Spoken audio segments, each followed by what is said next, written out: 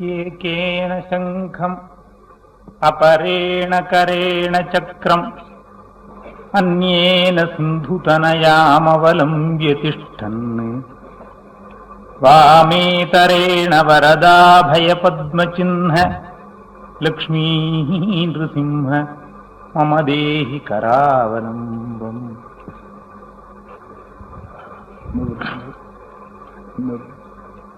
ஏகேன சங்கம் அபரேண கரேண சக்கரம் அந்யேன சிந்துதனயாம் அவலம்ப்ய திஷ்டன் வாமேதரேண வரதாபய பத்மசின்ஹ லக்ஷ்மீ நிருசிம்ஹ மம தேஹி கராவலம்பம். இது இந்த ஊருக்கு ஒரு பெரிய பாக்கியம். பாக்கி எல்லாருக்கும் கதா சிரவணம் பண்றவாளுக்கெல்லாம் உள்ள ஒரு பாக்கியம் ரொம்ப பெருசு. இந்த ஊர் பாக்கியத்தை நினைக்கிற பொழுது அதுக்குன்னு அளவே சொல்ல முடியல. நாரதர் யுதிஷ்டிரரை பார்த்து சொன்னார் பிரஹ்லாத சரித்திர கடைசியில, யூயம்ரு லோகே பத பூரி பாகாஹ லோகம் புனான முனயோ வியந்தி ஏஷாம் கிருஹான் ஆவசதீதி சாட்சாத் கூடம் பரம் பிரம்ம மனுஷ்யலிங்கம். ஒரு நல்ல ஊர், நல்ல கிரகம். நான் எதுக்கு பேருன்னு கேட்டா, ரொம்ப பெரிய மகான்கள்லாம் அந்த ஊருக்கு வரா, அந்த ஆத்துக்கு வரான்னா தான் பெரிய குரு. ஏன் வரான்னா, அவர் யுதிஷ்டிரரை பார்த்து சொன்னார், உங்க ஆத்துக்கு எவ்வளவோ பெரிய மகான்கள்லாம் வரா. ஏன்னா ஒரு பெரிய பொக்கிஷம் உங்க ஆத்துக்குள்ள இருக்கு. அந்த மகான்கள்லாம், அந்த பொக்கிஷம் இருந்தா தான் அந்த மகான்கள்லாம் வருவா. அப்படிப்பட்ட ஒரு பெரிய பொக்கிஷம் உங்க ஆத்துல இருக்கு, அதுக்காக பெரிய மகான்கள்லாம் வரா. வேற ஒரு இடத்துல போனாலும் கண்டுபிடிக்க முடியல.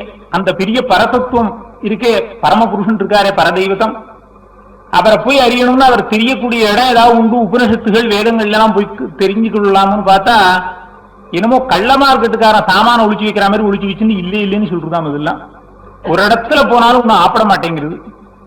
வேற கடத்தருவில் எங்கேயாவது ஆப்பிடுமோன்னு ஒழிச்சு வச்சுருக்கிற வியாபாரியை காட்டா ஒரு இடத்துலயும் இல்லைன்னு தான் அவனும் சொல்லுவோம். இந்த ஊர்லயே கிடைக்காம தான் சொல்லுவோம். ஏன்னா அந்த சாமான் கொஞ்சம் கிராக்கியோட விற்கணுங்கிறதுக்காக.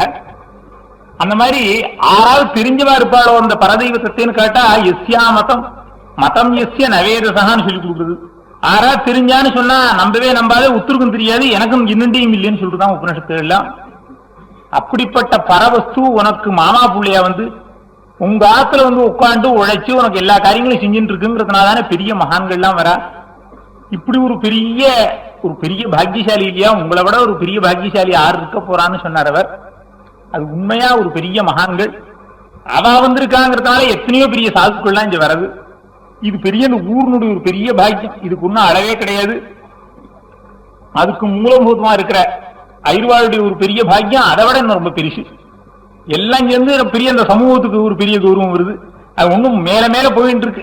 அப்படி ஒரு பெரிய பாக்கியம் அது. நினைச்சு பார்த்தாலே ரொம்ப பெருமையா தான் இருக்கு. இந்த மாதிரி காரியங்கள் தான் நடக்கணும். அதுதான் ஒரு பெரிய உயர்ந்த காரியம். அதனாலதான் பெரிய புண்ணியம் உண்டாகும். பக்தியை பத்தி பிரிச்சு பிரகலாதம் சொல்ல ஆரம்பிச்ச உடனே முதல்ல சிரவண பக்தியை சொல்றார். கொஞ்சம் கொஞ்சமா இதுல இருந்து தான் ஏறணும். இப்படியே பகவத் சுரூபம் ஹிருதயத்துல போய் அனுப்பிரவேசம் ஆச்சையானா கடைசியில நல்ல கதி பரியந்தம் கொண்டு விட்டு விடுறது. அவ சொல்றது ஒரு பலங்களையும் சொல்றது அப்படியே உண்மையாவும் நடக்கிறது. இன்னைக்கு இந்த தாம்பத்தியத்துக்கு உண்மையை சொல்லி அதை பஜிச்சா, துர்கையை பூஜிச்சு எத்தனையோ குடும்பங்கள்லாம் சேர்ந்து சொல்றா பாருங்க.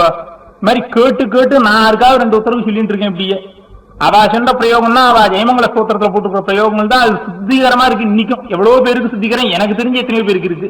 சிறு வயசுல எனக்கு தெரிஞ்சு எவ்வளவோ காரியங்கள்லாம் நல்ல காரியங்கள் இந்த மாதிரி நடக்குதுங்கிற பொழுது வயசானவா அவளுடைய அனுபவத்துல எவ்வளவு இருக்கும் அதை பார்த்துதான் அவ அனுபவிச்சு சொல்ற வார்த்தைகள் ஒண்ணும். அந்த மாதிரி ஒரு பெரிய ஸ்ரேயஸ்கரம் ஒரு 7 நாள் இங்க கதை கேட்கறதுக்குள்ளே எத்தனையோ விதமான லாபத்தை அடையிறோம்.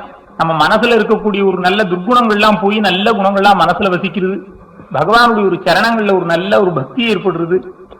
துக்கத்தை தாண்டறதுக்கு சுலபமான உபாயங்கள் நாம் நித்திய அனுஷ்டானம் பண்ணி துக்கத்தை தாண்டக்கூடிய உபாயங்கள் எல்லாம் நாம் தெரிஞ்சு கொள்றோம்.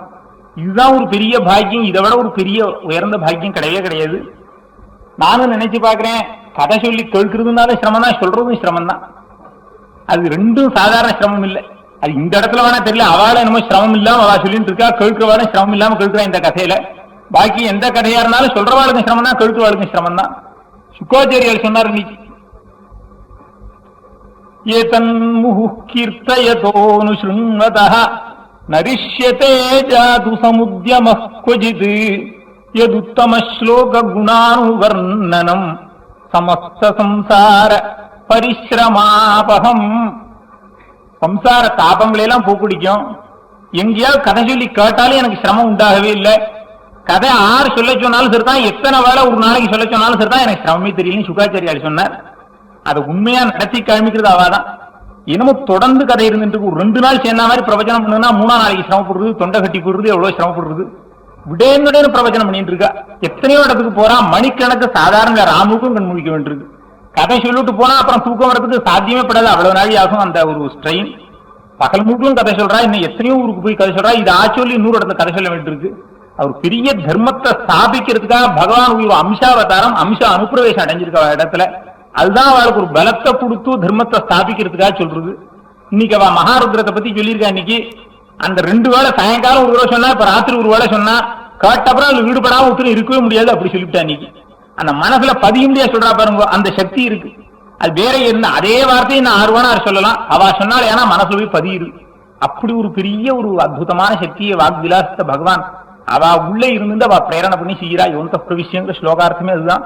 பகவான் உள்ளே இருந்து சொல்றா, அவ மூலமா அனுகிரகம் பண்ணாலும் அப்படித்தான் பலிக்கிறது. அவளுடைய வார்த்தையெல்லாம் வாக்கியங்கள்லாம் கேட்டு நாம் அதுபடி நடந்து நாம் பரமஸ்ரேயச அடையணும். அதுக்காக ஏற்பட்ட சந்தர்ப்பம் தான் இது. இந்த புண்ணிய சந்தர்ப்பத்துல நாம்லாம் இருக்கும்படியா இருக்கிறதே நமக்கு ஒரு பெரிய பாக்கியம். பகவான் நம்முடைய மனசுல இதனுடைய பலம் என்னவோ அதை ஏற்படுத்தணும். அதுதான் நாம் பகவானை பிரார்த்திக்கிறோம்.